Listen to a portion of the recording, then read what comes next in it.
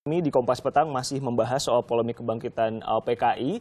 Pak Asfi, kami mengerti ada korban, ada yang menjadi ganjalan, tapi masih relevankah kita berbicara sejarah dan membuka fakta-fakta yang lalu seperti kata Pak Fadli tadi?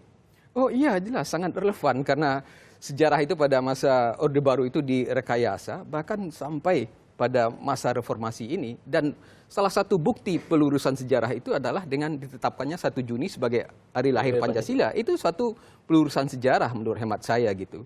Nah, kemudian berkaitan dengan masalah 65 ini, kita harus memilah-milah gitu, beberapa aspek dari peristiwa itu, dari tragedi itu, dan diselesaikan satu persatu gitu. Jadi saya tidak menganggap sesuatu yang utama itu menyangkut keseluruhan itu persoalan minta maaf itu. Yang penting itu bagi saya adalah pengungkapan kebenaran gitu. Kebenaran itu harus diungkapkan, dan oleh sebab itu pengungkapan kebenaran soal apa yang sebetulnya terjadi pada tanggal 1 Oktober 65 sampai kemudian terjadi pembunuhan massal dan seterusnya, sampai terjadi pelanggaran-pelanggaran HAM berat, kemudian termasuk yang menyangkut kasus Pulau Buru. Itu yang paling penting menurut Anda. Menurut Anda Pak Fadli? Ya, kalau menurut saya jelas 1 Oktober itu adalah sebuah pemberontakan yang dilakukan oleh PKI terhadap kekuasaan yang sah, ya. Dan Bung Karno sendiri waktu itu langsung mengecam, ya, karena langsung let call Untung ketika itu mengatakan Dewan Revolusi dan dia sebagai panglima tertingginya. Kemudian ada satu arus balik setelah ada 7 jenderal yang dibunuh oleh 6 orang jenderal. 6 orang dan 1 perwira menengah, ya, ya dianggap 7 lah ya.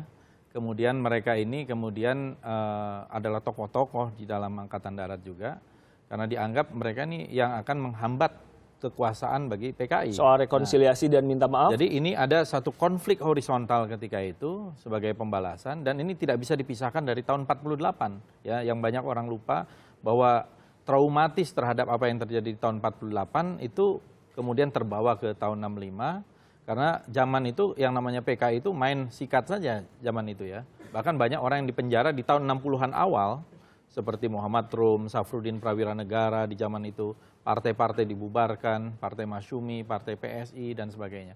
Jadi kalau kita melihat bahwa sudahlah, itu masa lalu itu kita tutup buku, ya, kita tutup buku, kita melihat ke depan, kita merebut masa depan, bukan mau merebut masa lalu. Nah, bagi mereka yang mau melakukan satu usaha seperti itu, ya silakan saja. Tetapi ini kalau negara ikut campur dan dipaksa mau minta maaf, ini akan menimbulkan masalah baru.